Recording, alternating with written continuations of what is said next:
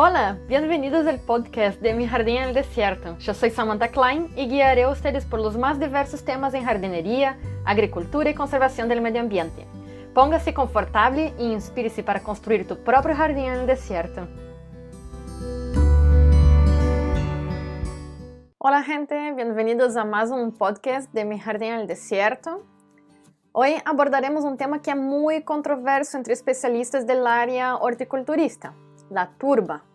Así que en este episodio hablaremos sobre qué es la turba, cómo ella se forma, si deberíamos utilizarla y cómo sustituirla.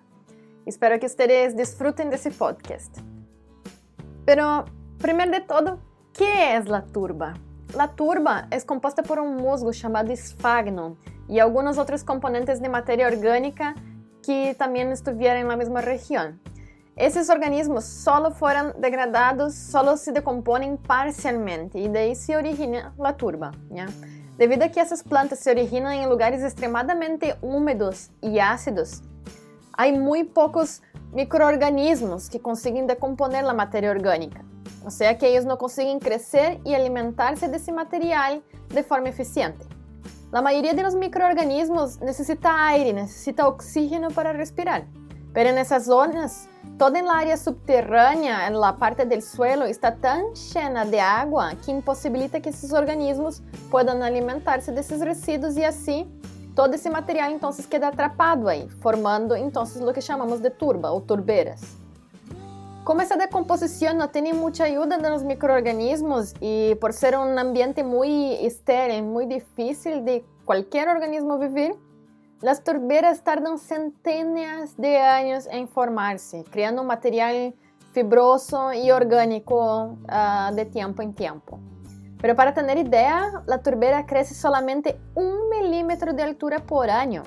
Así que si por ejemplo sacamos 10 metros de sustrato, estaríamos sacando como 10.000 años de historia. Hay gente que aún dice que la turba es un material renovable, porque é hecha de uma fuente orgânica, ¿no? Pero ¿ustedes realmente creen que ella puede crecer al ritmo que nosotros seres humanos estamos utilizándola en jardinería y en otros procesos? Entonces, recapitulando, esas plantas, esos musgos que estaban ahí miles y miles de años, estaban atrapando carbono y otras moléculas de la atmósfera, ayudando entonces a regular los gases de efecto invernadero que tanto nos preocupa hoy en día. Como esas plantas quedaban depositadas sin decomponerse en esas regiones, esos elementos entonces también quedaban atrapados ahí, reteniendo su vuelta a la atmósfera, que es un factor súper positivo a nivel medioambiental, visto que así entonces disminuimos los gases de efecto invernadero que están en el aire. Lo mismo que el petróleo hace. Cuando nosotros quemamos el petróleo, estamos devolviendo todo ese carbono a la atmósfera. El petróleo también nada más es que un gran depósito de carbono bajo la tierra. Esos depósitos de turba son muy abundantes en altas latitudes, tanto en Europa, Canadá y acá también en Chile, en Tierra del Fuego, Isla de Chiloé, pero vamos a hablar sobre eso un poquito más adelante. Bien, entonces, así que cada vez que cosechamos turba para aprovecharla en jardinería, nosotros estamos liberando esa materia orgánica y carbono atrapado por miles y miles de años, dejando en contacto ese material entonces con el oxígeno y entonces los microorganismos ahora sí lo pueden decomponer, liberando todos esos elementos de vuelta a la atmósfera, incrementando el efecto invernadero y toda la problemática ambiental que vemos hoy en día. Como es rico en carbono, hay algunos lugares del mundo que también lo utilizan como fuente de combustible, quemándolo para hacer fuego para cocinar o calentar las casas, empeorando así la liberación del dióxido de carbono al aire, porque ese proceso es mucho más rápido. Para muchos la turba es un sustrato ideal para cultivar nuestras plantas, pero para mí es la peor idea que alguien puede haber tenido. Que yo veo el punto medioambiental, yo soy bióloga, entonces utilizarla envuelve entonces su cosecha en lugares extremadamente frágiles, muy parecido con los humedales, y también pensando en el cultivo de las plantas, la turba tiene un bajo aporte nutricional, bien como también es el responsable por varias enfermedades fúngicas y bacterianas en nuestras plantas, porque posee mucha agua, retiene mucha humedad y eso ocasiona entonces que los hongos proliferen. Pero en un mundo donde los ingenieros agrónomos abundan y los teléfonos sin hilos que transmiten esas informaciones distorsionadas, muchas veces olvidamos de analizar por qué se continúa perpetuando esa idea que tenemos que plantar en turba. Así que intentaré sintetizar en esos próximos minutos un poco sobre la historia del famoso sustrato de turba y todas sus problemáticas, tanto en nuestro cultivo como también la problemática medioambiental y también acá en Chile. Primero, analicemos por qué la turba empezó a ser usada en primer lugar. Y para eso nosotros tenemos que ir entonces a Europa por los años 40, donde la jardinería empezó a ganar fuerza y el comercio de las plantas también fue bien establecido. En gran parte de la Europa, los inviernos son muy intensos, haciendo entonces con que las plantas tuviesen que ser transportadas de los jardines abiertos, que eran muy fríos y corría viento, a áreas internas con mejores temperaturas en invierno. Así que en el caso de los frutales, por ejemplo, eso era muy difícil porque son árboles de gran tamaño, más la maceta y el peso del sustrato era muy difícil de moverlas. Y antiguamente también era mucho más común vender las plantas entonces en su época de hibernación, lo que sería vender las plantas entonces a raíz desnuda, sin la maceta y sin tierra. Pero eso imposibilitaba el comercio de plantas durante el verano, en la época que las plantas entonces se estresarían mucho y entonces no podían ser vendidas. Así que los jardineros tuvieron la idea de conseguir un sustrato muy liviano, porque así la tarea de llevar de un centro de jardinería hasta su casa las plantas era mucho más fácil por causa del peso. Y las regiones más al norte, más nórdicas de Europa, son muy abundantes en turberas, que es donde ese musgo sphagnum crece. O sea que ese sustrato era muy barato para los centros de jardinería. Entonces empezaron a utilizar eso para posibilitar la venta de plantas durante todo el año. Y así entonces ellos empezaron a conseguir vender durante todo el año y también transportar las plantas del interior para el exterior y del exterior para el interior de las construcciones para sobrevivir en invierno de forma mucho más fácil. Y ahí encontramos una de las características amadas de la turba, ser liviana. Cuando vos trabajas con centenas y centenas de macetas en un centro comercial, el peso es algo a considerar en el transporte y el precio que él tendrá. Y los jardineros también sienten mucho menos impacto en la espalda de tener que llevar entonces un sustrato liviano que un sustrato súper pesado como el compost. Y el otro factor que los ingenieros agrónomos le encantan sobre la turba, pero que nosotros tenemos que comprender que eso no se aplica a un jardín casero, es que la turba no tiene ningún valor significante de nutrientes. Lo que es perfecto para alguien que está de cabeza 24/7 intentando encontrar la mejor forma de medir cada uno de los nutrientes que la planta necesita y cuánto necesitan recibir en cada etapa de desarrollo. Entonces ellos consiguen aplicar fertilizantes sintéticos súper precisos en cantidades milimetradas. Pero para nosotros que llevamos la jardinería de una forma mucho más liviana y que nosotros no analizamos de forma laboratorial nuestras plantas a cada mes para empezar una aplicación entonces de fertilizante perfecta, no es bueno que nosotros no tengamos ningún nutriente disponible en nuestro sustrato desde el inicio, ¿ya? Y eso ocasiona muchos problemas en nuestras plantas. Esa es la maravilla también de la industria, ¿no? Del marketing. Ellos empiezan a vender entonces para nosotros un producto para que tengan que comprar otro. Si nosotros compramos un sustrato de turba, entonces nosotros quedamos obligados a tener que comprar fertilizantes, muchas veces químicos, que ellos también venden, como los basacotes, que probablemente enfermarán nuestra planta, obligando a que nosotros compremos algún plaguicida o fungicida para atacar el problema que el segundo producto nos ocasionó. O sea que es un ciclo sin fin. Así que si nosotros no tenemos una cantidad gigante de plantas que tienen que ser transportadas de una región a otra, y si nosotros no vamos a tener un control acurado de los nutrientes que nosotros estamos dando a nuestras plantas, ¿para qué utilizar un producto así que solo nos va a dificultar la vida? Y además va a ser dañino al medio ambiente. No hay ningún sentido. Pero tranquilo, ni todo es negativo. Nosotros tenemos hartas opciones para sustituirlas sin perder el beneficio entonces de un sustrato de bajo peso, de no tener muchas malezas y ser un ambiente estéril. Por ejemplo, nosotros podemos utilizar la fibra de coco. También hay el compost verde a base de hojas, tenemos perlita, vermiculita, corteza de pino y de otros árboles.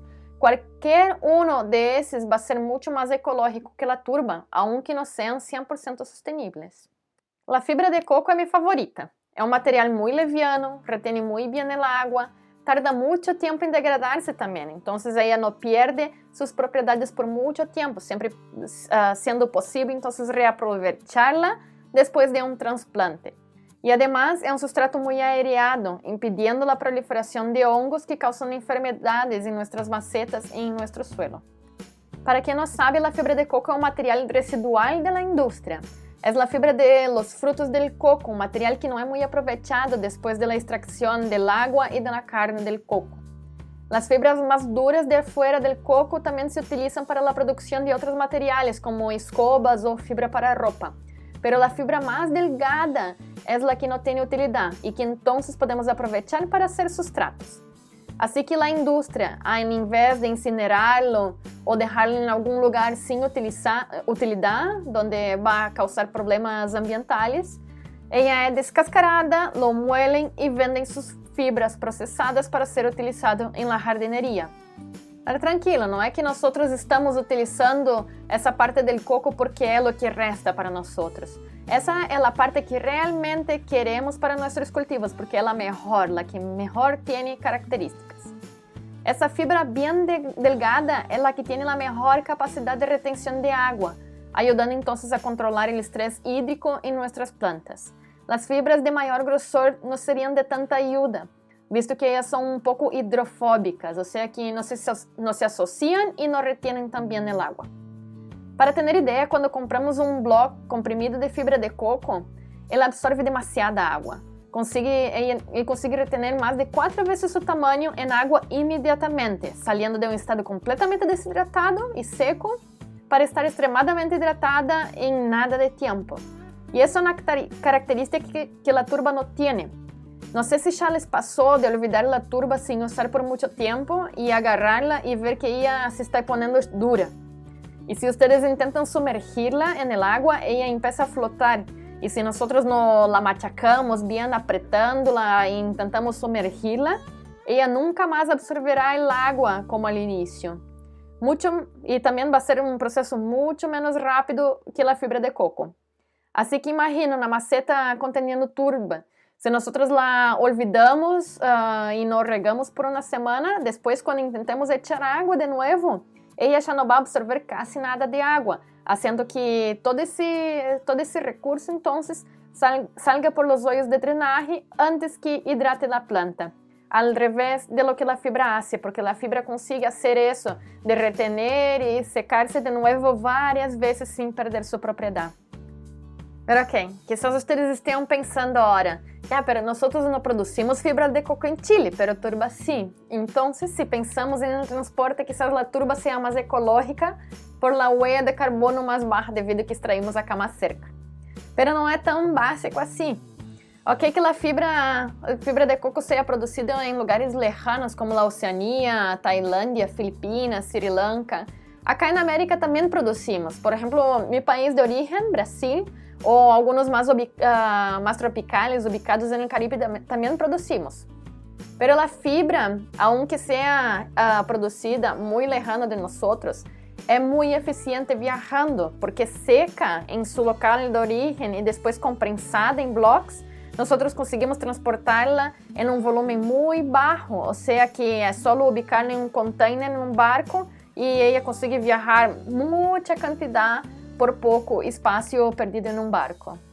Además, aunque vengan de lejos, ellos son transportados por barcos. Y las emisiones de gas carbónico emitido por barcos, por kilos transportados y por distancia, son una de las más bajas entre todos los tipos de transporte, pensando en avión, camiones o trenes.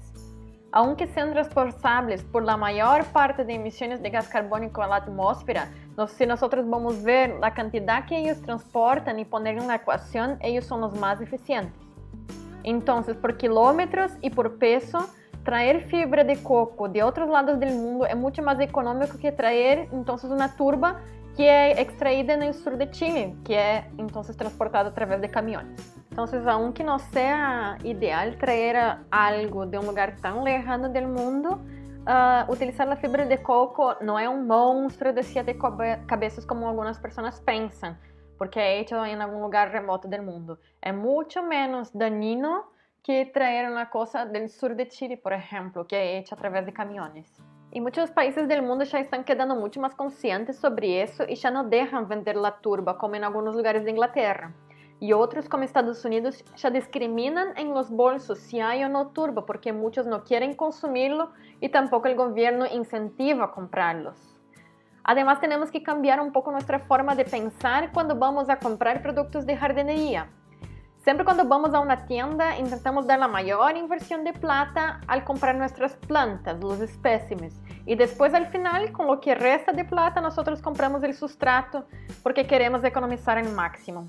Pero esa es una bomba lista para explotar. Nosotros cuando llegamos en casa, plantamos esos lindos ejemplares exóticos súper caros y en los próximos meses ellos ya están muriendo porque quisimos salvar plata al comprar un sustrato y acabamos optando por una menor calidad. Entonces muchas veces nosotros vamos y acabamos optando por la turba o por una tierra de hoja, que es mucho más barata que un sustrato a base de fibra de coco, pero después a largo plazo nosotros estamos perdiendo esa plata porque todas nuestras plantas empiezan a morirse y quedar enfermas. Entonces cambiemos nuestra forma de pensar y empezamos a valorar un sustrato de buena calidad, que así nuestras plantas durarán mucho más, no se enfermarán y quizás hasta se reproducirán, evitando que necesitemos comprar más plantas. Vamos a hacer las nuestras propias y quizás con trueques podemos aumentar nuestra cantidad de espécimes de plantas. Entonces podemos regalarlos a amigos que les gusta plantas o también hacer trueque. O sea que algo mucho más interesante, optar por un buen sustrato y tener todas esas calidades después. Y no solo pensar en plata también, pero miren cuánto cuesta la utilización de la turba en aspectos de impacto ambiental, social, de polución y renovación de ese material, entonces la naturaleza. Y hablando sobre eso, el último punto que quería traer en ese podcast es un poco sobre la turba chilena. Sí, nosotros tenemos un buen reservatorio de turba acá en Chile. Son estimados como 10.500 metros cuadrados en las regiones más australes de Chile, como Tierra del Fuego, Chiloé y Punta Arenas. Pero que a grandes pasos empiezan a ganar el mercado industrial, internacional y entonces empiezan a desaparecer de nuestro recurso natural. En la isla grande de Chiloé, en la décima región, la región de los lagos, se pueden encontrar grandes extensiones de turberas de distintos tipos.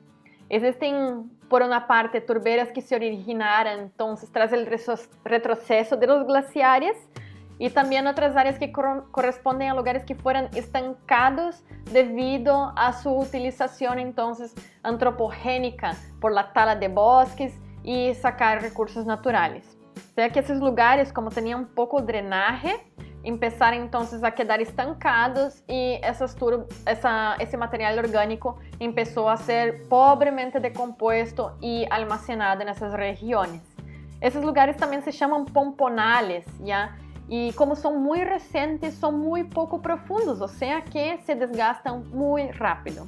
Chiloé en los últimos tiempos empezó a ganar bastante importancia en la extracción de ese material y también la comercialización de la turba, siendo exportada a países lejanos por las propias personas locales en búsqueda de un trabajo y plata para sostenerse. Y la mayor parte de nuestra turba entonces es importada a lugares como China, Taiwán, Japón, países que obviamente no tendrán ningún peso en la conciencia por la conservación de un ecosistema tan lejano acá en el país Chile. Acá en Chile entonces no tenemos un acompañamiento y una legislación muy rigurosa en esa extracción de musgo. En lo que dice sobre los musgos, la extracción de musgos vivos, que son la parte más superficial de las turberas, ustedes solo necesitan alquilar un trozo de tierra y extraerla. Ya la extracción a nivel industrial debería ser evaluada por um código mineiro. Deveria ter, então, uma legislação mais rigorosa. Pero hasta donde yo sé, ninguno de los proyectos, principalmente en la región de lagos, está siendo debidamente seguida para ver cuál es el impacto ambiental. Así que buscando plata y encontrando ese nicho de mercado tan grande y con tan poca legislación, la extracción de la turba en el país escalonó muy rápido y con esa falta de fiscalización, como ya dije, las áreas de turberas en el país están disminuyendo drásticamente, poniendo grandes ecosistemas en colapso y prontamente las personas también sufrirán con eso, por los cambios en la hidrología de las regiones. Pensando en la parte social también, esa faena no garantiza de ninguna forma que esas personas reciban entonces una plata suficiente para tener una buena condición. Y también las condiciones de trabajo son pésimas. Y la minería industrial entonces hace esas extracciones sin ninguna regulamentación y no intentan remediar la situación.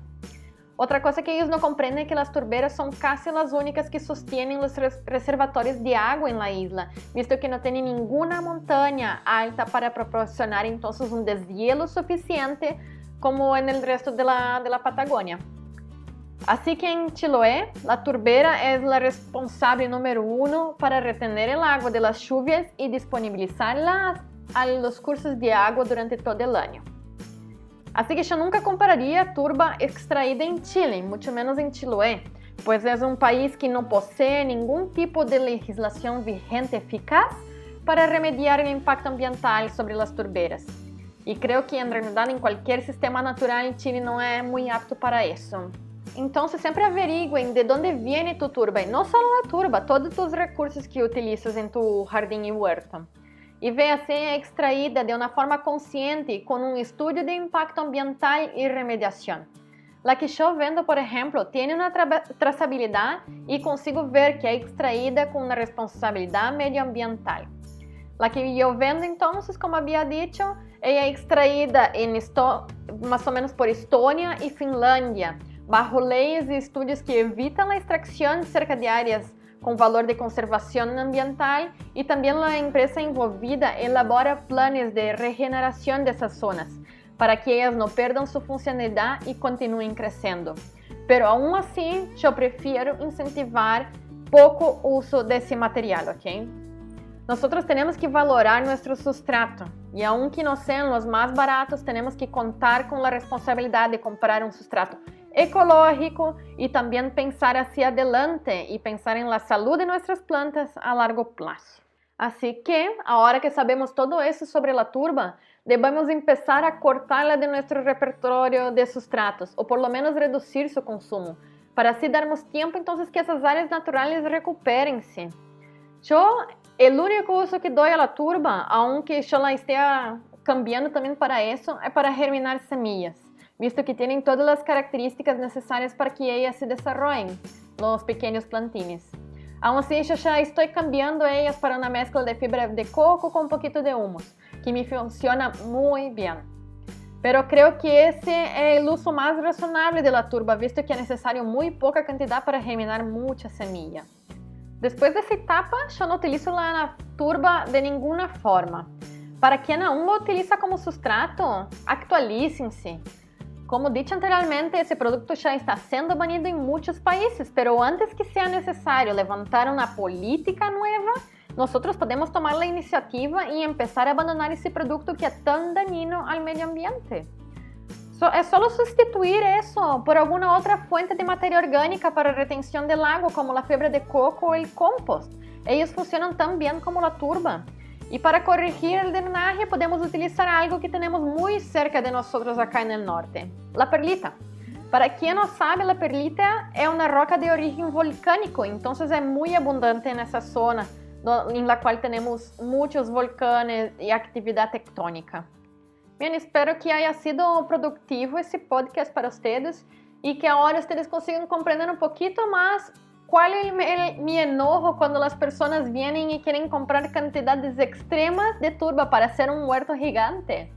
Utilicen eso solo para lo que realmente ella es buena, para germinar semillas.